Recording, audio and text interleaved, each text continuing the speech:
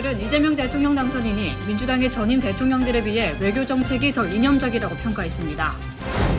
중국 국적의 연구원 2명이 연구 목적으로 독성 곰팡이를 미국으로 밀반입하려다 붙잡혀 기소됐습니다. 지난달 발생한 팜스프링스 불임치료병원 폭탄 테러 사건의 공범자로 한인 추적 남성이 기소됐습니다.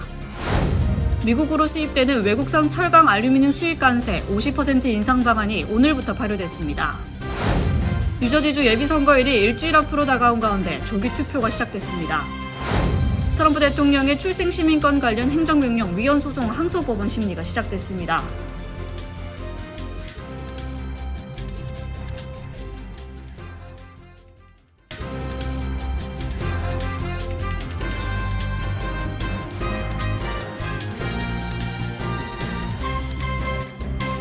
안녕하십니까. KBTV 뉴스9 이창원입니다. 이재명 더불어민주당 후보가 당선됐습니다. 미국 주요 언론들은 이재명 대통령의 외교 정책 성향 그리고 앞으로의 전망 등을 집중하고 있습니다. 언론은 민주당의 전임 대통령들과 비교할 때 외교 정책에서 이 대통령은 훨씬 더 이념적이라고 평가하면서 사법 리스크 역시 언급하며 리더십의 불확실성을 가져올 수 있다고 지적했습니다. 전장희 기자가 전해드립니다. 미국 언론들은 이재명 대통령이 한미 동맹을 외교 정책의 근간으로 삼을 것이며 중국과 북한 등과의 관계에는 변화가 있을 수 있다고 내다봤습니다. 그러면서 그의 사법 리스크 역시 언급하며 리더십의 불확실성을 가져올 수 있다고 지적했습니다. CNN은 그는 북한 비핵화라는 장기적 목표를 유지하면서도 한반도 긴장 완화를 강조해왔다며 참모들은 인권 문제가 북한과 대화에서 핵심적인 주제로 남아있을 것이라고 밝혔고 이는 1950년에서 1953년 한국 전쟁 당시 생존한 전쟁 포로들의 송환 문제도 포함한다고 주목했습니다. 또 그가 여러 건의 재판에 휘말려 있다는 점을 언급하며 반대 진영은 이 후보가 한국 정치에서 분열을 일으키는 인물이라고 비판하고 있다고도 설명했습니다. 뉴욕타임즈는 이 대통령이 극도로 분열된 국가를 치유하고 경제를 활성화하겠다고 약속했다며 그는 또한 더 균형 잡힌 외교를 주장하고 미국과 동맹을 국가 안보 기반으로 유지하는 가운데 중국, 북한과의 긴장된 관계를 개선하겠다고 약속하고 있다고 주목했습니다. 이어서 분석가들은 그가 여러 건의 형사 혐의 재판을 받아왔고 5년 임기 종료 후까지 재판들이 중단돼야 하는지에 대한 논란이 있다고 짚었습니다. 워싱턴 포스트는 민주당이 국회를 통제하고 있어 광범위한 입법권이 주어진다며 한국의 핵심 산업인 철강과 자동차 등에 대한 높은 관세 문제와 주한미군 규모를 축소하려는 열망과 관련해 도널드 트럼프 대통령을 설득해야 할 것이라고 전망했습니다.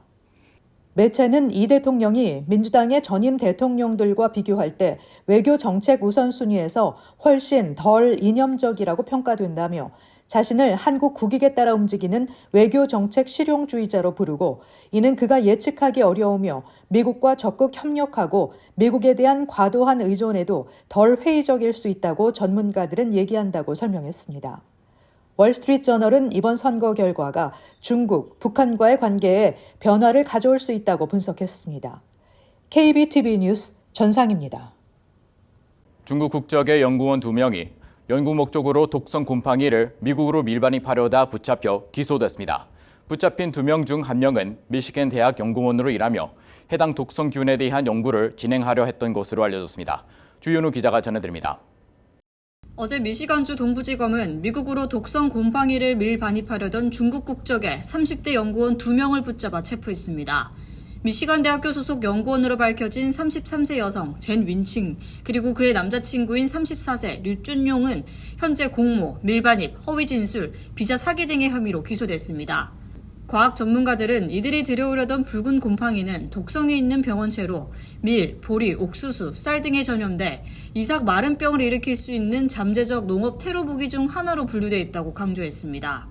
농산물에 이 곰팡이가 전염될 경우 헤드블라이트의 원인균으로 작용할 수 있으며 매년 수십억 달러 규모의 농업 피해를 일으키는 물질로 알려졌습니다. 특히 인간이나 가축에게 감염될 경우에는 구토, 생식장애 등을 유발할 수 있는 위험 물질입니다. 이번에 체포된 2사람은 디트로이트 공항을 통해 곰팡이를 밀반입하려고 시도하다 검역 당국에 걸리자 거짓말을 했던 것으로 드러났습니다. 법무부에 따르면 이들은 중국 정부로부터 연구 자금을 받았고 체포된 30대 여성 제네 전자기기에는 그녀가 중국 공산당 당원이라는 점과 공산당의 충성심을 갖고 있다는 내용의 문서도 발견됐습니다. 또한 미시간 대학교 연구원으로 일하는 제네 남자친구 류는 중국 내 대학에서 동일한 병원체 관련 연구를 수행 중인 것으로 드러났습니다. 이 두 사람은 지난 2024년 7월 27일 입국 당시 검역 당국에 여자친구 방문차 미국에 왔다고 진술했고 연구와 관련된 물품은 없다고 부인했습니다. 하지만 검색 과정에서 조직된 식물 샘플과 필터지, 쪽지 등이 발견되자 그제서야 샘플을 숨긴 것이 맞다고 자백했습니다. 미국 연방검찰 측은 중국 공산당 당원인 피고인들이 미국으로 위험성 병원균을 밀반입하려 시도한 것은 중대한 국가안보 위협이라고 지적했습니다. 이어 밀반입 과정에서 거짓말 등 허위 진술까지 했다고 비판했습니다. 연방 세관 국경보호국 역시 이번 밀반입 사건은 미 전역 농가 경제에 타격을 줄 수 있는 위협이라며 국민 보호에 있어 철저한 세관이 필요한 이유를 보여준다고 강조했습니다. 미시간 대학교는 사건 직후 성명을 내고 국가안보에 해를 끼치는 행위는 강력히 규탄한다며 해당 연구와 관련해 중국 정부로부터 자금 지원을 받은 사실은 없으며 연방수사에 전적으로 협조하고 있다고 밝혔습니다. KBTV 뉴스 주현우입니다. 지난달 캘리포니아 팜스프링스에서 한 불임 치료 병원 밖에서 발생한 폭탄 테러 사건에 가담한 혐의로 한인으로 추정되는 남성이 기소됐습니다. 한인 남성 박 씨는 테러를 위한 사제 폭발물 원료를 테러범 버크스에게 보낸 것으로 드러났습니다. 그는 유럽에서 체포돼 뉴욕으로 송환됐습니다. 전상 기자가 전해드립니다. 빌랄 에세일리 연방검사는 기자회견에서 워싱턴주 출신의 32세 다니엘 박이 테러리스트에게 물질적 지원을 했거나 제공을 시도한 혐의로 기소됐다고 발표했습니다. 박 씨는 사제 폭발물 제조의 원료로 흔히 사용되는 질산 암모늄 180파운드를 폭탄 테러범에게 보낸 혐의를 받고 있습니다. 테러범 25세 가이 바트거스는 5월 17일 불임치료 클리닉 밖에서 발생한 폭발 사고로 사망했으며 이 폭발 사고로 4명이 부상을 입었습니다. 에세일리 연방검사는 박 씨와 바트거스가 극단주의적 신념을 공유했음을 보여주는 증거가 있다고 말했습니다. 오늘 제출된 형사고발장에 따르면 바트거스의 공격은 그의 반출산주의 그리고 반생명주의 이념에서 비롯됐고 이 이념은 개인이 본인의 동의 없이 태어나서는 안 되며 존재하지 않는 것이 최선이라는 신념이라고 말했습니다. 수사관들은 박 씨가 폭탄 테러 직전 바트거스에게 추가로 배송된 90파운드의 질산 암모늄 비용도 지불했다고 밝혔습니다. 에세일리에 따르면 파크는 1월 말에서 2월 초에 캘리포니아주 29 팜스에 있는 바트거스의 거주지를 약 2주 동안 방문해 그의 차고에서 실험을 했다고 합니다. 데이비스 부국장은 1995년 오클라호마시티 시내 알프레드 P. 머라 연방청사 테러로 168명이 사망한 사건을 언급하며 기자들에게 박 씨는 오클라호마시티 폭탄 테러와 유사한 폭발물 제조법을 소지하고 있었다고 말했습니다. 데이비스에 따르면 박 씨는 폭탄 테러 며칠 후인 5월 21일 폴란드 바르샤바로 향했습니다. 폴란드 당국은 금요일 미국 관리들의 요청에 따라 박 씨를 구금했습니다. KBTV 뉴스 전상입니다. 미국으로 수입되는 외국산 철강, 알루미늄 수입 관세를 50%로 인상하는 방안이 오늘부터 발효됐습니다. 이로 인해 자동차, 전자기기는 물론 캔에 담긴 가공식품도 가격 상승을 피할 수 없을 것으로 보여 소비자 및 관련 업계에 적지 않은 충격을 안겨줄 것으로 예상됩니다. 주윤우 기자입니다. 오늘부터 미국은 철강과 알루미늄 수입품에 대해 기존 25%에서 2배 인상된 50%의 관세를 적용하기 시작했습니다.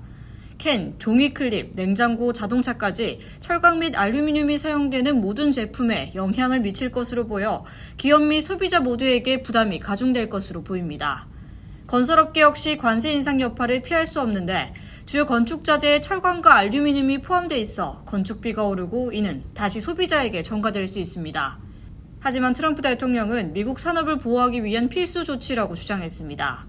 트럼프는 지난달 말 펜실베니아주 피츠버그 인근에 위치한 US 스틸 제철소를 방문한 자리에서 철강과 알루미늄 관세 인상 계획을 밝히며 일본의 니폰 스틸과의 협력도 언급했습니다.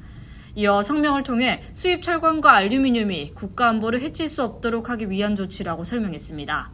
다만 영국은 예외를 적용받습니다. 트럼프는 미 연 간 체결된 무역 합의를 근거로 영국산 철강과 알루미늄에 대해서는 기존 25% 관세율을 유지한다고 밝혔습니다. 한편 영국의 키어 스타머 총리는 7월 9일까지 관세를 0%로 낮추는 무역 합의를 체결할 수 있다고 자신감을 보였습니다.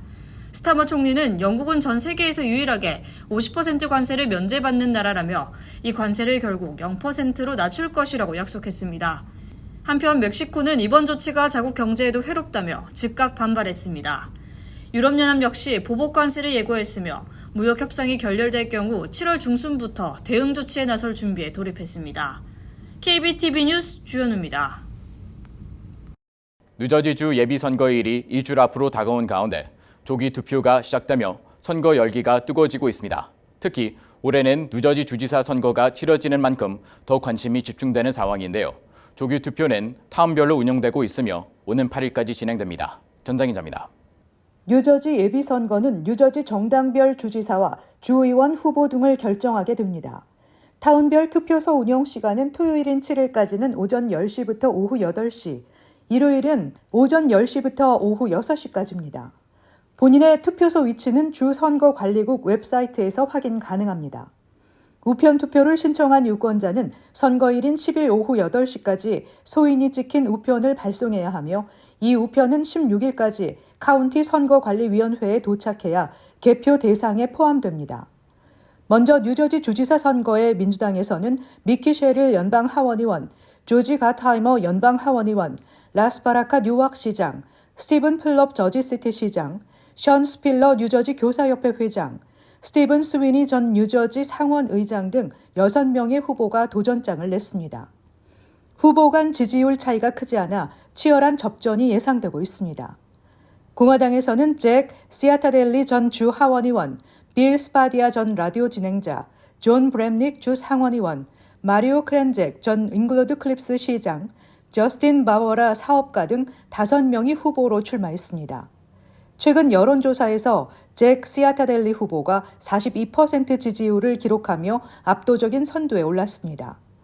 뉴저지 주 하원의원의 경우 이번 선거에서 정당별로 2명의 후보를 선출합니다. 버겐 카운티 팰리세이드 파크, 포틀리, 레오니아 등을 포함하는 한인 밀집 지역인 37선거구 민주당 예비선거에는 엘렌 박 주 하원의원, 다니엘 박 테너플라이 시의원 등 2명의 한인을 포함해 총 6명의 후보가 출마합니다. 공화당 후보로는 2명이 출마해 자동으로 본선거에 진출하게 됐습니다.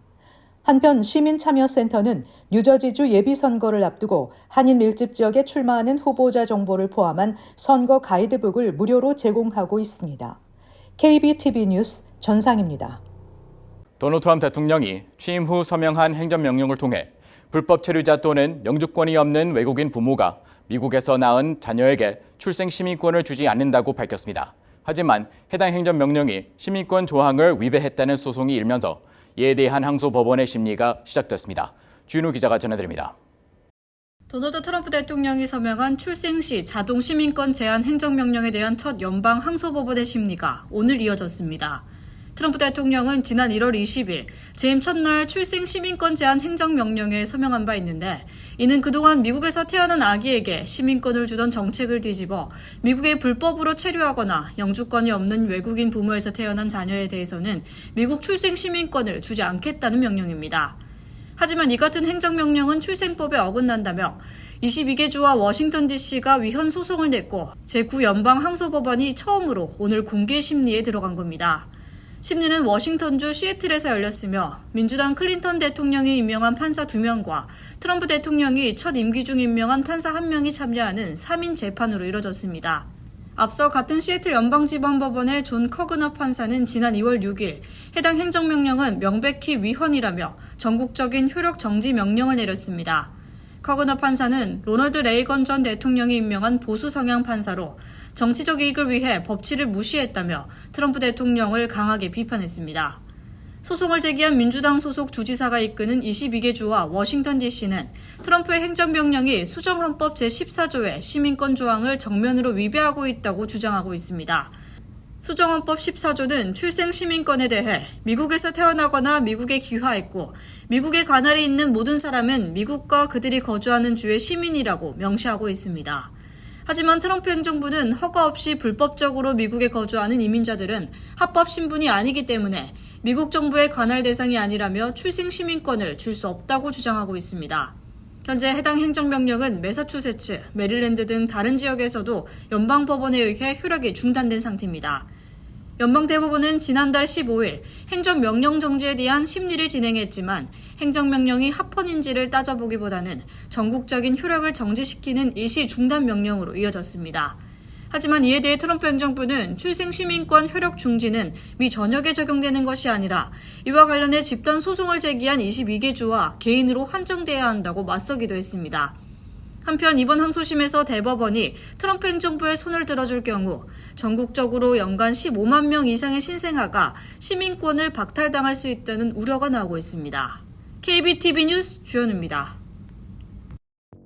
국립기상청은 오늘 캐나다 산불 연기로 인해 하늘이 흐릴 수 있으며 지표면 오존 농도가 건강에 해로운 기준에 근접하거나 초과할 수 있다며 대기질 경보를 발령했습니다. 영유아, 노인, 천식 등 호흡기 질환이 있는 사람 등은 격렬한 활동을 피할 것이 권고됐습니다. 이번 대기질 경보는 뉴욕주 뉴욕시와 허드슨밸리, 뉴저지주 버겐, 패세이, 허드슨, 에섹스, 멀서, 미들섹스, 유니언 카운티에 적용됩니다. 오존 농도는 일반적으로 밤에 감소하며 낮 시간 동안에는 자동차 이동을 줄이고 대중교통 이용을 최소화하면 오존 농도를 최소화할 수 있다고 합니다. 도널드 트럼프 대통령이 국방부에서 인도 태평양 지역의 안보 정책을 담당하는 차관보에 한인을 지명했습니다. 트럼프 대통령은 연방 상원에 존 노 현 국방부 동아시아 부차관보를 국방부 인도 태평양 안보 담당 차관보에 지명한다고 통보했습니다. 한인 2세로 스탠포드대 로스쿨 출신인 존 노 차관보 지명자는 전임 바이든 행정부의 일라일 레트너 전 차관보가 정권 교체 후 물러남에 따라 그동안 차관보 대행직을 수행해왔습니다.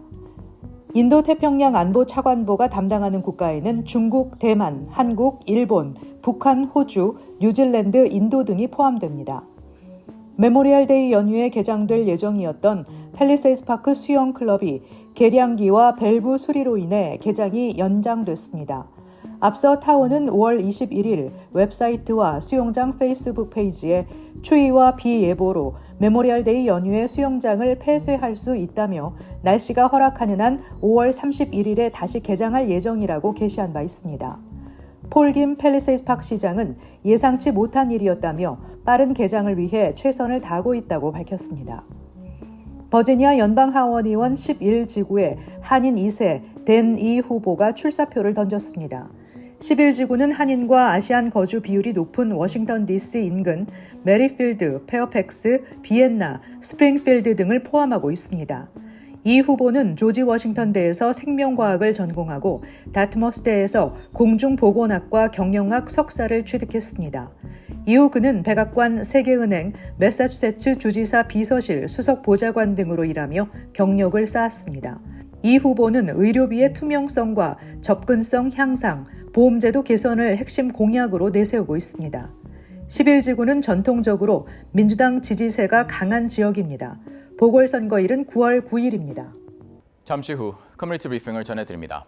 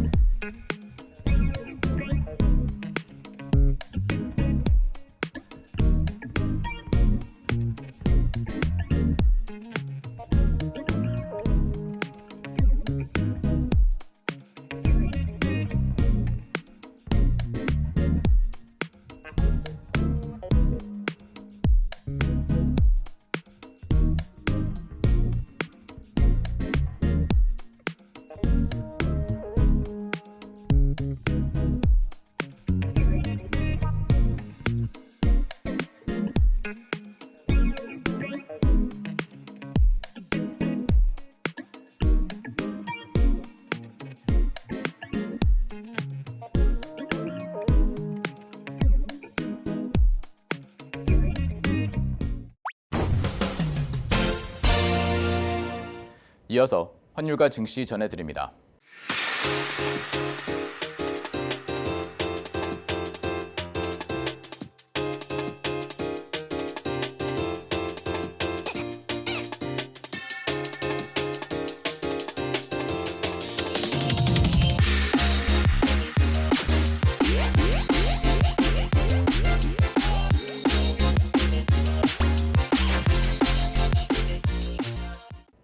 잠시 후 뉴욕과 뉴저지 날씨 전해드립니다.